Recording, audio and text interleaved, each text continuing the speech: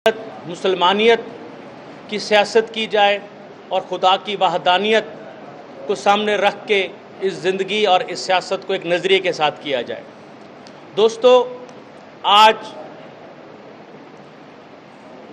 मौजूदा मुल्की हालात,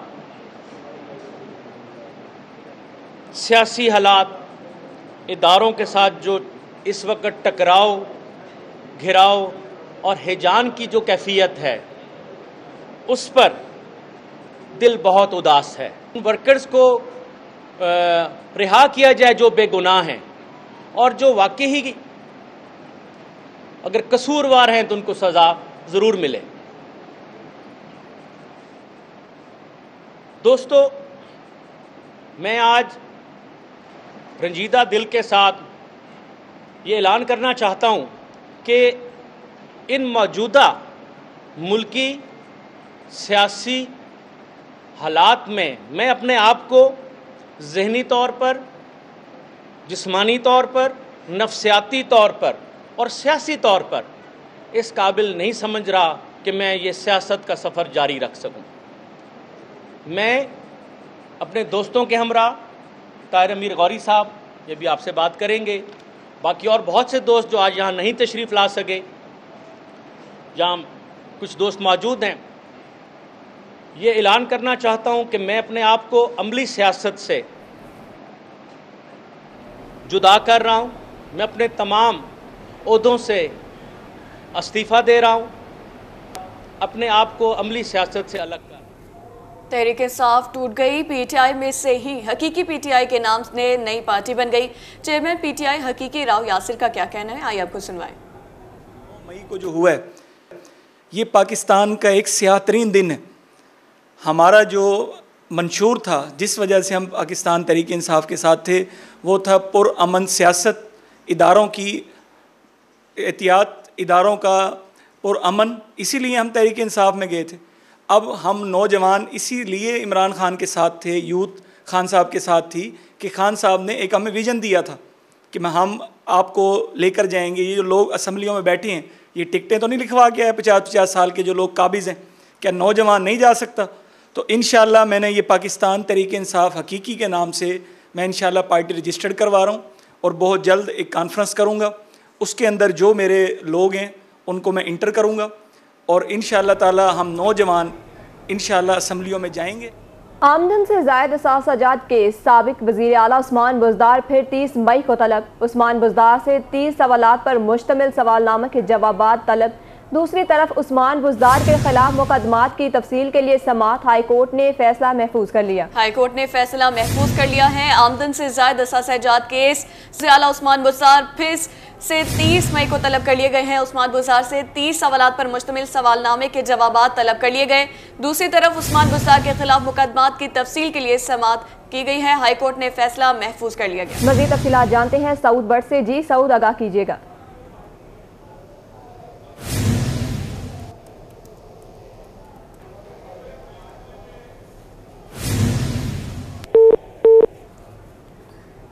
साउथ बर्ड से हमारा राब्ता मुनक़ता हो चुका है। आपको बता रहे आमदन से ज़ायद असासजात केस साबिक वज़ीर आला उस्मान बुज़दार फिर 30 मई को तलब कर लिए गए। उस्मान बुज़दार से 30 सवालात पर मुश्तमिल सवालनामे के जवाबात तलब किए गए। दूसरी तरफ उस्मान बुज़दार के खिलाफ मुकदमात की तफसील के लिए समाअत की गई। हाई कोर्ट ने फैसला महफूज कर लिया है। आपको अपडेट करते चले। आमदन से ज़ायद असासजात के साबिक वज़ीर आला उस्मान बुज़दार फिर 30 मई को तलब। उस्मान बुज़दार से 30 सवालात पर मुश्तमिल सवालनामा के जवाबात तलब। उस्मान बुज़दार के खिलाफ मुकदमात की तफसील के लिए समाअत।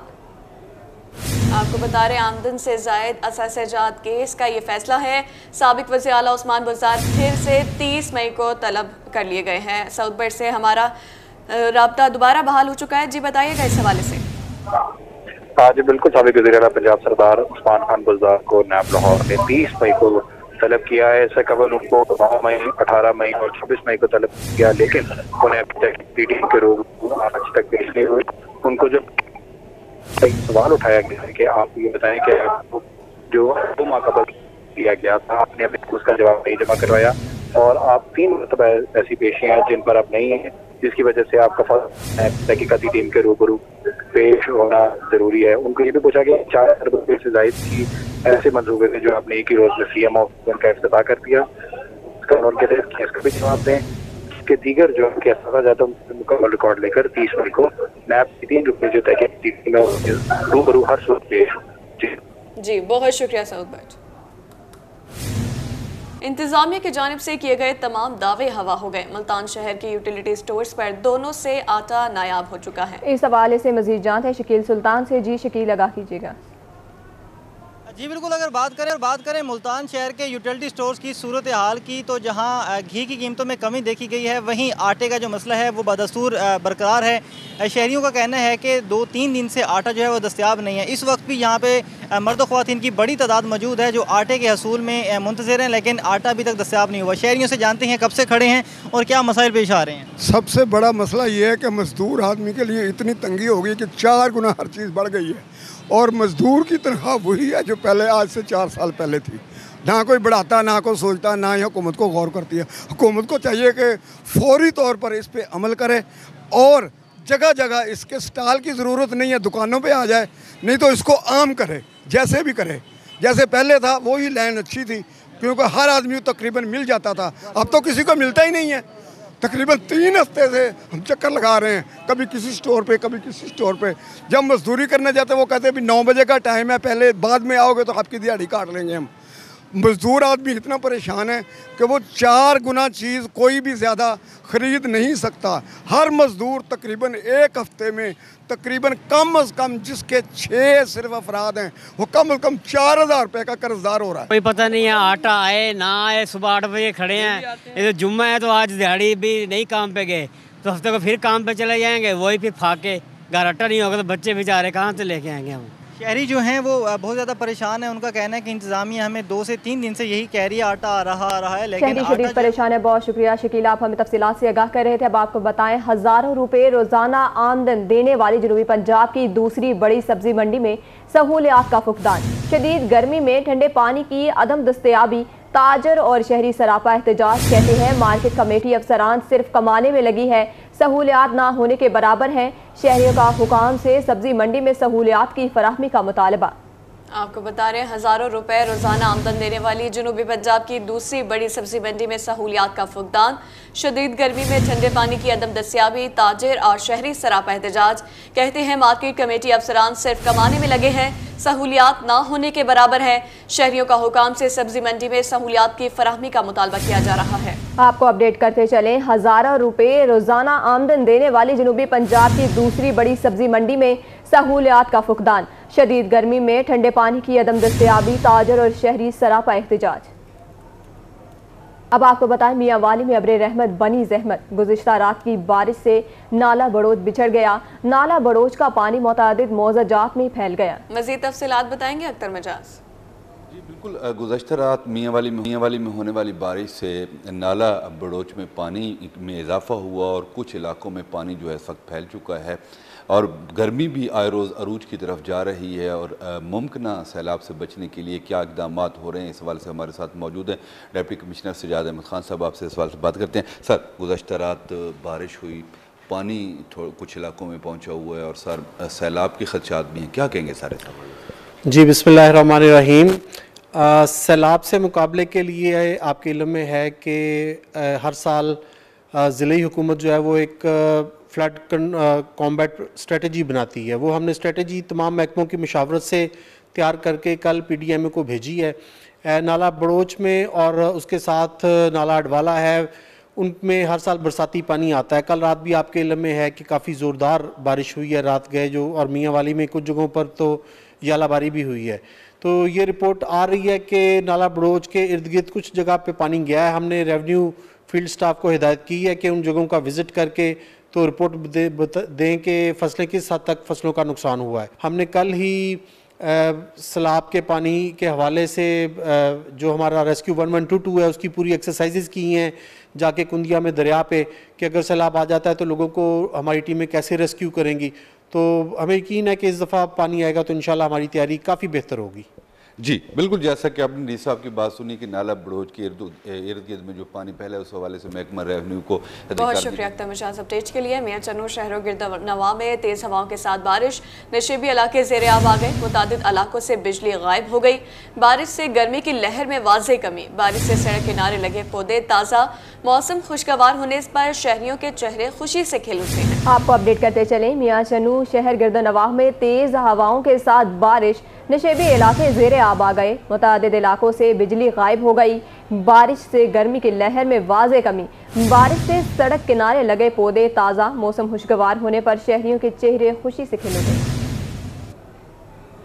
DPO मुजफ्फरगढ़ सैयद हसनैन हैदर की सरबराही में थाना जतोई में खुली कचहरी का इनेकाद किया गया। खुली कचहरी में मीडिया नुमाइंदगान, सिविल सोसाइटी के मेंबरान और शहरियों की कसीर तादाद ने शिरकत की।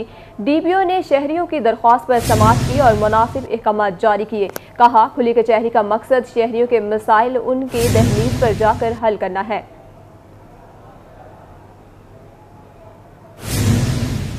अब आपको बताएं, मैको ने रीजन भर में बिलिंग की मदद में 32 अरब 57 करोड़ रुपए बिलों की वसूलियाँ की हैं, जिससे माहाना रिकवरी की शरह 97.68% रही है। मुल्क की तमाम बिजली की तकसीम कार कंपनियों की अप्रैल 2023 की माहाना रिकवरी रिपोर्ट के मुताबिक मैपको पहले नंबर पर रही।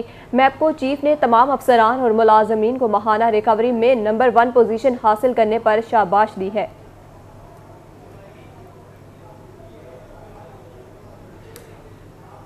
अब आपको बताएं, जनूबी पंजाब की आवाम के लिए खुशखबरी, वफाकी वजीर रेलवे की हिदायत पर ज़करिया एक्सप्रेस की बहाली का फैसला। ज़करिया एक्सप्रेस 1 जून से बहाली की जाएगी। ज़करिया एक्सप्रेस 1 जून से मुल्तान कैंट स्टेशन से शाम 4 बजे कराची के लिए चलाई जाएगी। DS रेलवे के मुताबिक बंद ट्रेनों को बतदरीज बहाल करने के बारे में काविशें की जा रही हैं।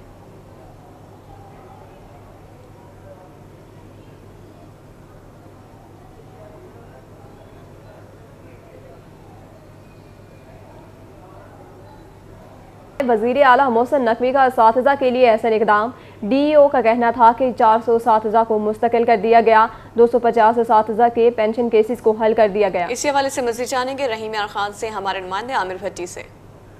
बिल्कुल, रहीम यार खान में वज़ीर पंजाब सैयद मोहसिन रज़ा नकवी के खसूसी वीएन के तहत सरकारी मुलाजमीन और साथीज़ा को जो है तारीखी रिलीफ फराम करने का एक सिलसिला जारी है।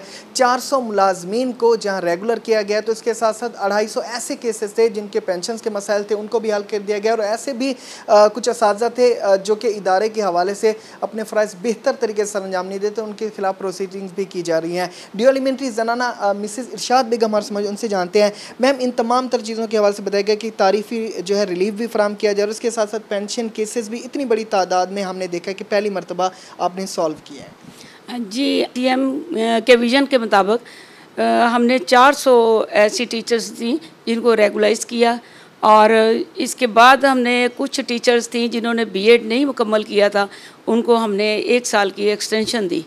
और इसके अलावा हमने रिटायरमेंट के 250 केसेस थे जिनको हमने पूरा उनको रिलीफ दिया। और कुछ मुलाजमीन ऐसे थे जो फौत हो चुके थे, उनके बच्चों को हमने तकरीबन 10 बच्चों को हमने यतीम बच्चों को मुलाजमत फराहम की है।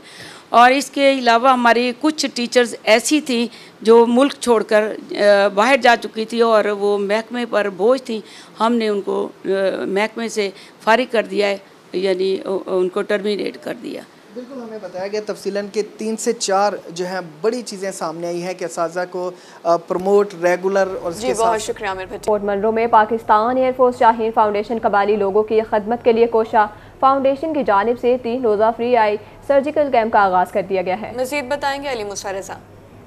जनूबी पंजाब के मरी फोर्ट और मंडरू में पाकिस्तान एयरफोर्स और शाहीन फाउंडेशन के ताउन से यहाँ पर 3 रोज़ा आई कैंप सर्जिकल कैंप जो है वो लगाया गया है। पाकिस्तान एयरफोर्स और शाहीन फाउंडेशन के ताउन से यहाँ पर पॉलिटिकल असिस्टेंट कोई सलमान, मुश्ताक अहमद टिवाना साहब ने कर्नल तारिक साहब के हमरा और ब्रिगेडियर मोहम्मद इशफाक साहब के हमरा कैंप का इफ्तिताह किया है। मज़ीद PA साहब से जानते हैं कि यहाँ पर कबायली इलाकों में ये एक बहुत बड़ा एहसान इक़दाम है, क्या कहना चाहिए? जी बिल्कुल, ट्राइबल एरिया जो डीजी खान का है ये एक फार फ्लंग एरिया है और यहाँ पे मेडिकल फैसिलिटीज़ जो other than THQ Fort Munro ना होने के बराबर हैं और यहाँ पे एक नेमत से कम नहीं है THQ फोर्ट मनरो। और ख़ास तौर पे मैं शुक्रगुजार हूँ पाकिस्तान एयरफोर्स का, शाहीन फाउंडेशन का, कि वो इस ना सिर्फ इस हॉस्पिटल को रन कर रहे हैं बल्कि साथ में इस तरह के आई कैंप्स भी लगा रहे हैं और ताकि मरीज़ जो हैं जहाँ के जो दूर दराज जिनको हॉस्पिटल में जाना पड़ता है, बड़े शहरों में जाना पड़ता है, वो उनको यही डोर स्टेप पे जो है फैसिलिटी प्रोवाइड की गई है। ट्रीटमेंट की भी है फैसिलिटी और फॉलो अप भी है और लेटेस्ट जो है यहाँ पे ट्रीटमेंट की फैसिलिटी है। मैं इंतहाई मशकूर हूँ कर्नल डॉक्टर उस्मान साहब का और ब्रिगेडियर अशफाक साहब का कि उन्होंने इस कैंप का इनेकाद किया। जी बिल्कुल, मेरे सर कर्नल तारिक साहब मौजूद हैं। सर क्या कहना चाहिए? जनाब, हमने ये हमारा सेकंड एक्सपीरियंस है। 2021 में हमने कैंप लगाया था, उसमें हमने तकरीबन 5000 से ज़्यादा पेशेंट्स देखे थे और इसी तरह कोई 300 साढ़े 300 के करीब हमने ऑपरेशन किए थे और इस तरह हमने स्पेक्टिकल्स भी, चश्मे हमने सब लोगों को जिनको रिक्वायरमेंट थी, कोई 1500 से ज़्यादा हमने चश्मे प्रोवाइड किए और आज आपने देखा कितना रश है और इंशाल्लाह उम्मीद है कि इस दफ़ा भी जो हमारा टारगेट है वो भी इसी तरह होगा पिछले एक्सपीरियंस की तरह। और क्योंकि यहाँ पर आप सबको फ्री सर्विसेज प्रोवाइड की जा रही हैं, फ्री कंसल्टेशन है, फ्री रिफ्रैक्टिव सर्विसेज है, मुफ्त चश्मे दिए जा रहे हैं, मुफ्त ऑपरेशन हो रहा है सफ़ेद मोतिये का। तो मुझे उम्मीद है कि इंशाल्लाह ये बड़ा अच्छा हमारा ऑपरेशन का ये रहेगा टेन्योर। जी बिल्कुल, यहाँ पर काबाइली अली मुसर्रफ साहब अपडेट के लिए बहुत शुक्रिया। अब आपको बताएं